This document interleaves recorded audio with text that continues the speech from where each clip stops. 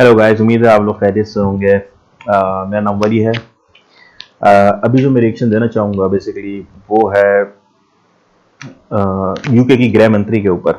Indian गृह मंत्री हैं, स्नेहा नाम है इनका, स्नेहा वेबरमैन, ये इनका नाम है। इन्होंने एक बयान दिया था जो कि भारतीय नागरिकों के लिए था कि हमें अब भारतीय इमिग्रेंट नहीं चाहिए। सही है, इन्होंने इस तरह की बात कही थी। ये बयान भी दिया था और मेरे ख्याल में इमिग्रेशन बंद भी करना चाह रही थी भारतीयों का। अच्छा,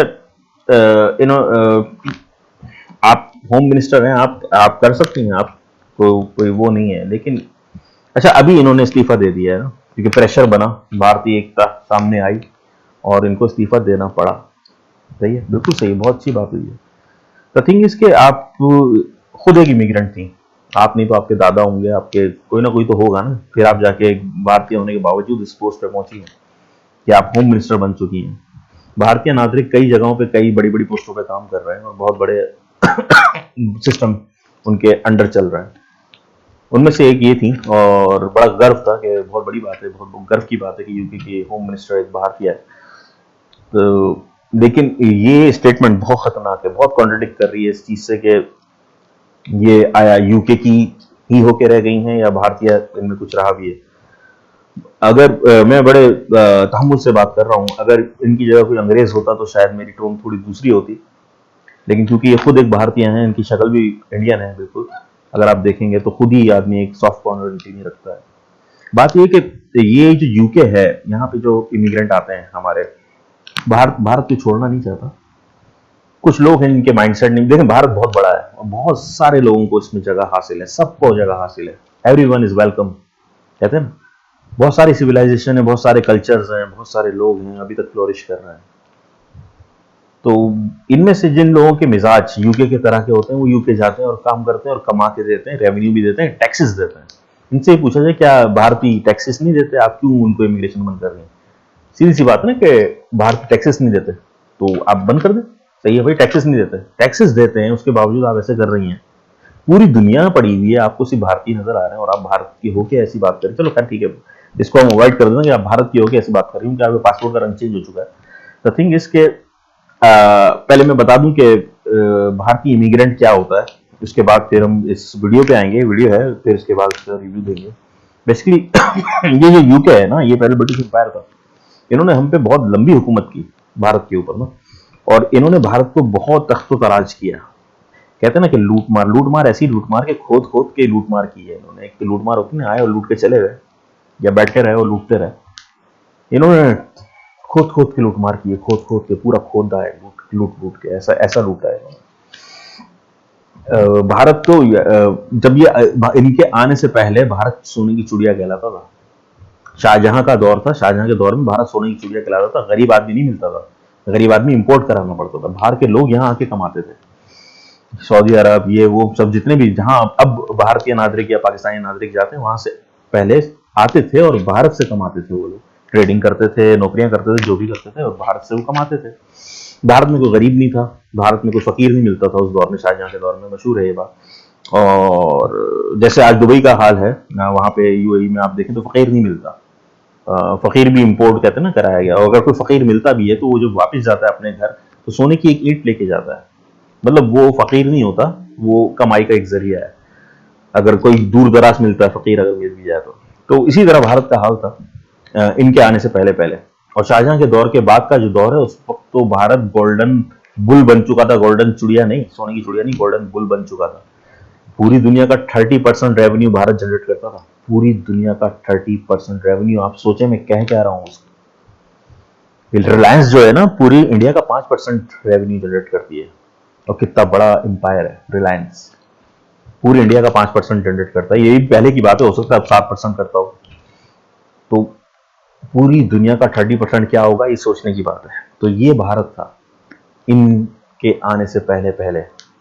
इन लोगों से भी इतना कहा जाए कि ठीक है, आप सिर्फ हमारा रेलवे का वापस कर दें, भारत का रेलवे का जो पैसा लूटा है ना, बस वो वापस कर दें। एक बंदा भारत नहीं, यूके नहीं जाएगा, हम लोग खुद बायकॉट कर देंगे यूके का, आप बस वो पैसे वापस कर दें। इतना लूटा है इन्होंने, सिर्फ मैं रेलवे का मांग रहा हूं। तो बात यह कि भैया ऐसा नहीं है, कोई अगर वहां जा रहा है तो उसका हक बनता है। इन लोगों ने खुद अलाउ किया था। आप लोगों ने अगर धीरू भाई अंबानी की अगर थोड़ी बहुत स्टोरी पढ़ी हुई भी है तो आपको अंदाजा होगा कि इनके पास दो ऑप्शंस थी, या तो इंडिया स्टे करें या फिर वो यूके चले जाएं। उस वक्त जब ये गए थे तो सबके पास ऑप्शंस आ गई थी कि जिन जिनको यूके जाने, जहाँ जहाँ ब्रिटिश एम्पायर था वहाँ वहाँ सेट हो सकते थे, आपकी नेशनलिटी उस वक्त चेंज हो सकती थी।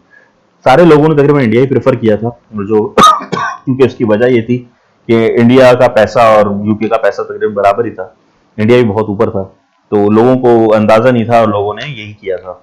लेकिन अब इंडिया फिर से फ्लोरिश कर रहा है। बीच में इंडिया का डार्क टर्मोइल भी आया जिसमें इंडिया का पैसा गिरा भी, लेकिन अब चलो पैसा गिरे या ना गिरे, लेकिन फ्लोरिश वो कर रहा है। इससे फर्क नहीं पड़ता कि इंडिया का पैसा डॉलर के बराबर में कितना है, जब वो फ्लोरिश कर रहा है तो फ्लोरिश कर रहा है। द थिंग इसके इमिग्रेंट ऐसे ही नहीं चला जाता। इमिग्रेंट इंडिया बहुत बड़ा है, बहुत मल्टीकल्चरल है, वहाँ से यहाँ से जब लोग जाते हैं तो इंडिया ने सबको समाया हुआ है ना अपने अंदर, बहुत सारे कल्चर, बहुत सारे मज़ाहिब, बहुत सारे रंग इकट्ठे किए, मैं सबको वेलकम किया हुआ है। उसके बाद फिर कुछ लोग अगर यूके चले जाते हैं और यूके जाके वहीं की इकोनॉमी को सपोर्ट करते हैं तो वो अपनी चॉइस से करते हैं, और वो चॉइस यूके ने ही दी है उसको।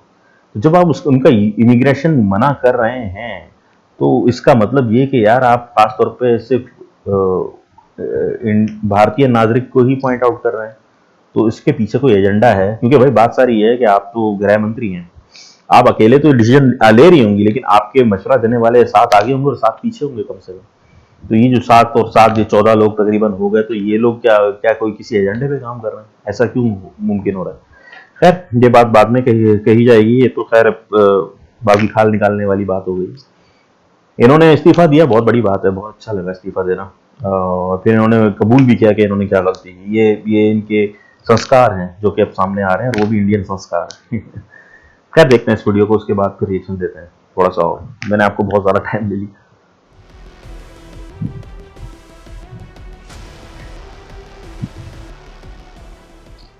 ब्रिटेन में राजनीतिक और आर्थिक उथल-पुथल के बीच गृह मंत्री सुएला बेवरमैन ने इस्तीफा दे दिया है। सुएला ने ये कहते हुए अपना इस्तीफा दिया कि उन्होंने सरकारी नियमों का उल्लंघन किया है। प्रधानमंत्री लीज ट्रस्ट की कैबिनेट से बीते एक सप्ताह में दूसरे मंत्री ने ये इस्तीफा दिया है।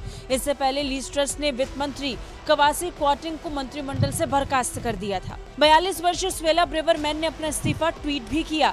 ब्रेवरमैन ने अपने पत्र में विश्वसनीय संसदीय सहयोगी को भेजे गए ईमेल को नियमों का उल्लंघन बताया। उन्होंने कहा कि प्रवास के दौरान एक लिखित मंत्री स्तरीय बयान का मसौदा उन्होंने प्रकाशन के लिए भेजा था। ब्रेवरमैन ने प्रधानमंत्री ट्रस्ट को लिखा कि इसमें से बहुत कुछ सांसदों को बताया गया था, लेकिन फिर भी मेरे लिए जाना सही है। सुएला ने इस्तीफे में कहा कि उन्हें अपनी गलती का एहसास है, और एहसास होते ही आधिकारिक चैनलों के माध्यम से उन्होंने ये सूचना दी है। उन्होंने लिखा कि मैंने गलती की है, मैं जिम्मेदारी स्वीकार करती हूं और इस्तीफा देती हूं। ब्रेवरमैन ने कहा कि प्रधानमंत्री ट्रस्ट देश की अर्थव्यवस्था को सुधारने के लिए कड़ी मेहनत कर रही हैं, इसलिए उन्होंने टैक्स कटौती का फैसला वापस लिया था। ब्रेवरमैन ने कहा कि उन्हें सरकार के निर्देश पर संदेह था। उन्होंने कहा, हमने न केवल अपने वोटर्स से किए गए प्रमुख वादों को तोड़ा, बल्कि घोषणा पत्र के वादों को पूरा करने के लिए इस सरकार की प्रतिबद्धता के बारे में मुझे गंभीर चिंता है, जिनमें प्रवासियों की संख्या कम करना और अवैध प्रवास को रोकना है।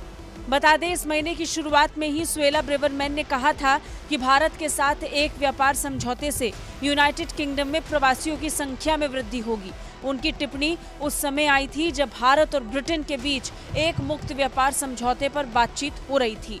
भारतीय मूल के ब्रिटिश गृह मंत्री सुएला ब्रेवरमैन ने मुक्त व्यापार समझौते का विरोध करते हुए कहा था, ब्रिटिश लोगों ने ब्रेक्जिट से हटने के लिए इसलिए वोट नहीं किया था कि भारतीयों के लिए ब्रिटेन की सीमा इस तरह खोल दी जाए। उन्होंने कहा कि भारतीय प्रवासी ब्रिटेन में अपनी वीजा अवधि से ज्यादा समय बिताते हैं। इस डील से ब्रिटेन में भारतीयों की भीड़ बढ़ जाएगी। बता दें कि भारत और ब्रिटेन ने जनवरी में इस मुक्त व्यापार समझौते के लिए बातचीत शुरू की थी। अप्रैल में भारत दौरे पर आए ब्रिटेन के तत्कालीन प्रधानमंत्री बोरिस जॉनसन ने इस डील को हरी झंडी दिखाई थी। इस डील की मदद से ब्रिटेन की प्रधानमंत्री लीज ट्रस्ट ब्रिटेन की अर्थव्यवस्था में जान फूंकना चाहती हैं। वहीं भारत इस डील से अपने कामगारों और पढ़ने जाने वाले छात्रों के लिए वीजा में रियायत की मांग कर रहा है। ब्यूरो रिपोर्ट, भारत तक। देखा आप लोगों ने, तो ये है मुद्दा जो था। खैर हाँ, मुद्दा अब खत्म हो चुका है इनके इस्तीफे के साथ। ये कहानी के इस चैप्टर का कहते हैं ना समाप्त हो चुका है। बस ये है कि कुछ लोग इनकी, मैं कह रहा था ना कि जब मैं इनकी शक्ल देखता हूँ तो मुझे एक भारतीय दिखता है, तो फिर रिएक्शन जो है बड़ा सॉफ्ट हो जाता है।